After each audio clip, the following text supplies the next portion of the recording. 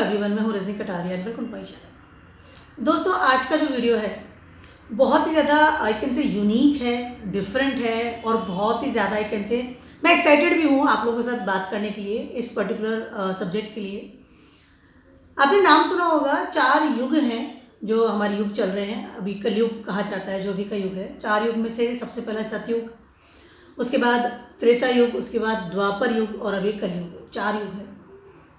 हमने इसके बारे में सुना है, पढ़ा है या लोगों से सुनते आए हैं, टीवी में भी देखते हैं, काफ़ी नॉलेज हम लोग लेते रहते हैं। त्रेता युग में ऐसा क्या हुआ था जिसको कि हम पूजनीय मानते हैं। द्वापर युग को भी पूजनीय मानते हैं, लेकिन त्रेता युग की आज बात करेंगे। उस युग में जन्म लिया था भगवान श्री राम। इस धरती पर आए, अपना आशीर्वाद दिया, अपना जीवन उन्होंने एक मनुष्य की तरह जिया कि एक नॉर्मल जो इंसान होता है, एक राजा के घर पैदा हुए, लेकिन उनके गुण और उनकी जो सारी एक्टिविटीज़ थी उनकी लाइफ की जो उन्होंने की, एक मर्यादा के अनुसार, मर्यादा पुरुषोत्तम राम भी उनको कहा जाता है। उन्होंने अपने प्रोमिसेस से उनको पूरा किया, परिवार पर ध्यान दिया, उन्होंने अपने पिता, अपनी माता, अपने भाइयों सबका बहुत ज़्यादा आदर किया, उनको एक स्थान दिया और उनकी चीज़ की वैल्यू की, रिलेशंस की वैल्यू की बहुत ज़्यादा हाई लेवल पर। उन्होंने कभी भी अधर्म के रास्ते पे नहीं चले, हमेशा धर्म के रास्ते पर चले।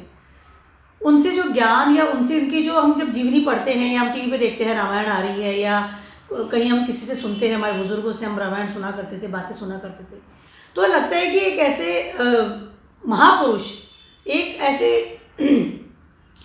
भगवान जिनको सॉरी फॉर दिस, भगवान जिनको हम कहते हैं, उन्होंने एक नॉर्मल इंसान के साथ के तरह जीवन जीकर भी हमें बहुत कुछ पढ़ाया है, बहुत कुछ सिखा गए हैं। उनके बारे में जितना सुनो, जितना पढ़ो, जितना जानो, उतना ज़्यादा हमें और सीखने को मिलता है कि हाँ, जीवन अगर जिया जाए तो इसी तरह जिया जाए, अदरवाइज़ जीवन जीने का कोई मतलब ही नहीं है। आज बहुत सारी बातें भगवान श्री राम की इसलिए मैं कर रही हूँ क्योंकि एक वो त्रेता युग जो था उसकी लगता है फिर से शुरुआत हो रही है। ये ऐसा मेरा पर्सनली मानना है। नया युग की शुरुआत हो रही है क्योंकि भगवान श्री राम पधार रहे हैं फिर से। आप सभी को पता होगा, सभी जानते हैं, 22 जनवरी को अयोध्या में जो भगवान श्री राम का मंदिर बनाया गया है, जो उनका स्थान था उसको बनाया गया है, पूरा दोबारा से बनाया गया है। उसमें भगवान श्री राम की जो मूर्ति है उसका प्राण प्रतिष्ठा होने वाला है। बहुत ही सुंदर आयोजन है और सभी लोग एकदम ऐसा लग रहा है कि जैसे दिवाली से बड़ा कोई त्यौहार होता है तो वो हम 22 जनवरी को सेलिब्रेट करने वाले हैं। कल मैं घर से हमारे बाहर निकली तो मैंने देखा कि लोग बड़े बड़े फ्लैग्स लेकर के अपनी गाड़ियों पे लगाए हुए हैं, घरों में लगाए हुए हैं और श्री राम का एकदम उद्घोष हो रहा है और एकदम ऐसे बोलता है कि बस 22 जनवरी को हम इतने मतलब बहुत कुछ, एक बड़ा उत्सव, एक उल्लास, एक बड़ा पर्व जो कभी ना भूलने वाला पर्व है वो बनने वाला है। आज बहुत सारी बातें करने वाली हूँ भगवान श्री राम की। बहुत सारी बातें अगर मैं बोलना शुरू करूँगी तो बहुत सारा कुछ उनके बारे में कह सकते हो या हम सब जानते हैं उनके बारे में। कुछ बात करते हैं एस्ट्रोलॉजी के तरीके से भी कि प्राण प्रतिष्ठा का जो मुहूर्त है वो इतना ज़्यादा 22 जनवरी को ही क्यों किया गया है, क्योंकि मैं एस्ट्रोलॉजर हूँ तो इसके अंदर मुझे एनालिसिस कर किया मैंने।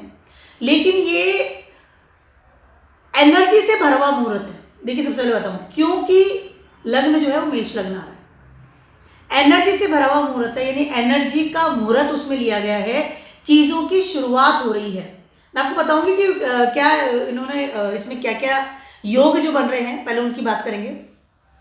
मेष लग्न का तो मुहूर्त है और नक्षत्र जो है वो मृगशीर्ष है, यानी कि मंगल को प्रधानता दी गई है इस समय। मंगल क्या है? मंगल हमारे जोड़े का फर्स्ट हाउस है, एरीज है, और उसकी जो एनर्जी है, उसकी जो शुरुआत है, शुरुआत इसीलिए मैंने कहा ये नए युग की शुरुआत है।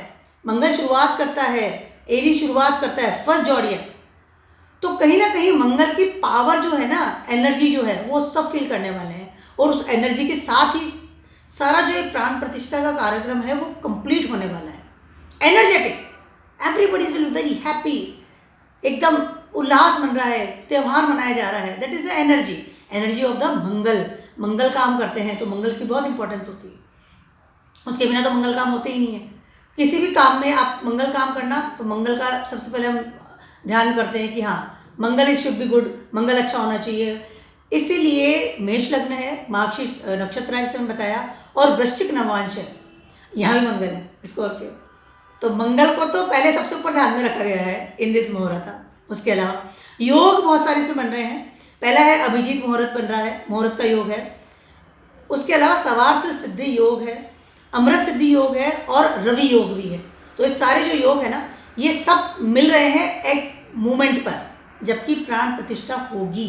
ठीक है। और सबसे इंपॉर्टेंट जो चीज़ है ना, वो आपको बताने वाली हूँ, वो ये कि मात्र 84 सेकंड का ही एक मुहूर्त है। 84 सेकंड इज़ वेरी छोटा सा समय होता है। ठीक है, यानी 1.5 मिनट अराउंड का 84 सेकंड्स को हम काउंट करते हैं। उसमें ही ये जो प्राण प्रतिष्ठा है वो कंप्लीट होगी या उस समय होनी चाहिए, बिकॉज वो जो मुहूर्त है उसमें ये सारे योग बन रहे हैं और मंगल की प्रधानता है। बेसिक एस्ट्रोलॉजी की अगर बात करती हूँ, हाल फिलहाल का जो माहौल चल रहा है उसमें एज पर गोचर तो जुपिटर ट्रांसिटिंग इन एरीज, तो जुपिटर का प्रभाव आ गया। मंगल ट्रांसिटिंग इन सजिटेरियस, तो उसका प्रभाव आ गया। यानी दोनों ही प्लैनेट एक दूसरे की जगह पर बैठे हुए हैं। ठीक है, पहली चीज़। उसके अलावा सूर्य जो है वो ट्रांजिट कर रहे हैं इस समय कैप्रिकॉन में और सैटर्न ट्रांजिट कर रहे हैं इस समय एक्वेरियस में। तो ये जो कॉम्बिनेशन बन रहा है, ये सारा कॉम्बिनेशन बन रहा है कि शुरुआत का, स्टार्टिंग का, कुछ नई चीज होने का।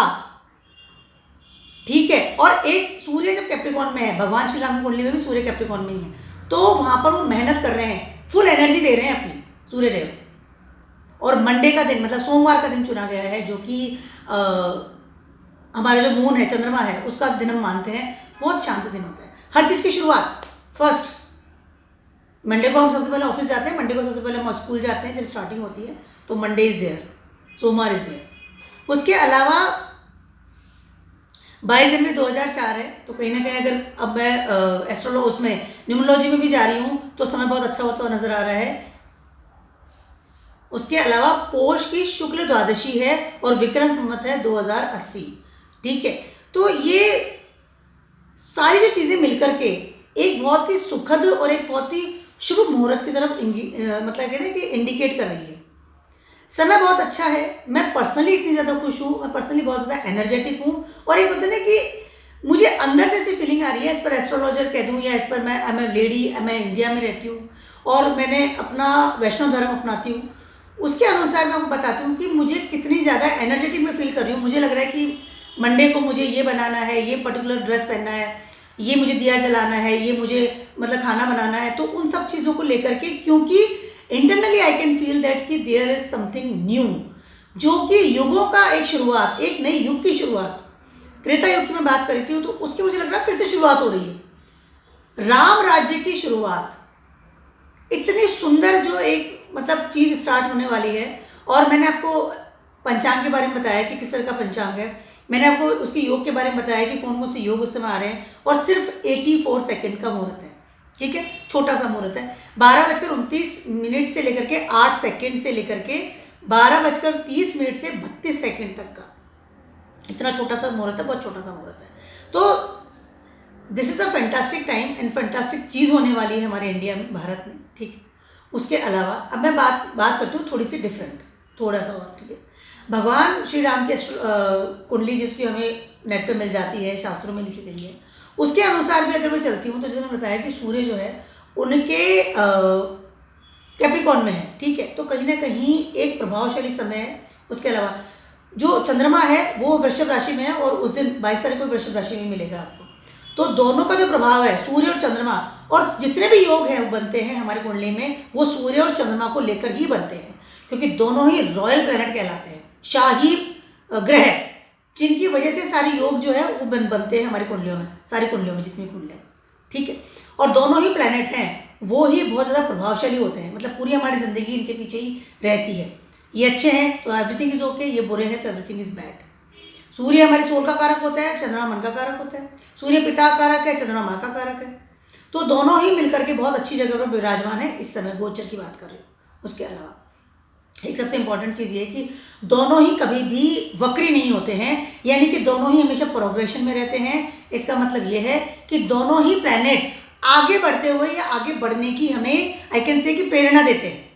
तो ये जो समय है, सबसे पहले तो हम आगे बढ़ेंगे नेचुरली। बहुत सारी चीज़ें जो रुकी हुई थी वो नेचुरली आपको सडनली आप लगेगा सब चीज़ें बढ़ रही है, हर जगह प्रोग्रेस नजर आएगी। आफ्टर दिस मैं 22 जनवरी की बात कर रही हूँ, क्योंकि जब हम हमारी श्रद्धा के अनुसार, हमारे कर्म के अनुसार ईश्वर को याद करती है, ईश्वर को एक जगह स्थापित करते हैं, तो उनकी जो ऑरा है, उनकी जो ब्लेसिंग्स है, वो हम सबको फील होने लगती है।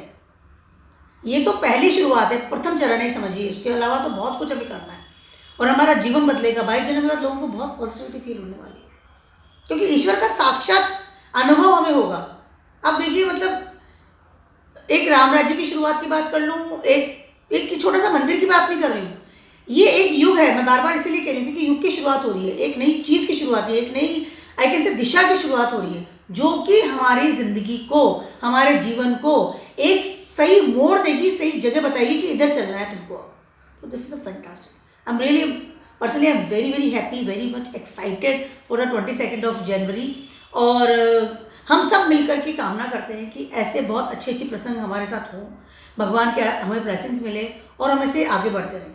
और जो भी बुरी चीज़ें हैं, बैड हैबिट्स हैं, बहुत बुरे जो भी मतलब हमारी ऑरा बन रही है या कुछ प्रॉब्लम्स हमारी लाइफ में, वो सब हट जाए। हम सबको जो ब्लेसिंग्स मिलने वाली ईश्वर की, वो उसकी तो कल्पना मैं कर ही नहीं सकती। लेकिन मैं ये प्रार्थना करूँगी मेरे लिए भी, मेरे परिवार के लिए, मेरे देश के लिए और हर उस इंसान के लिए जो कि इस दुनिया में है, खुश रहे, आगे बढ़े और एक उसको ब्लेसिंग मिले ईश्वर की। ये मतलब मेरी कामना है, मेरे दिल से निकली हुई आशीर्वाद है, या आपका से विशेज़ है फॉर एवरीवन। तो this is fantastic time for everyone और बहुत ही अच्छा दिन है। आप सेलिब्रेट कीजिए, खुश रहिए, भगवान की आराधना कीजिए और अपने पर्सनल लाइफ से भी बुरी चीज़ों को हटाइए जितना चाहते हैं उससे। इससे ज़्यादा बेटर आपको लगेगा तो result will be very good. मेरा बहुत छोटा सा वीडियो था ऑन द राम मंदिर, या मैंने जो एक छोटा सा पंचांग आपके लिए तैयार किया था, या जो मैंने आपसे बात करना चाह रही थी। और I hope everyone will be एक ना एक्साइटेड होंगे इस समय 22 जनवरी के लिए। तो keep watching my video and blogs and stay blessed always. Good bye.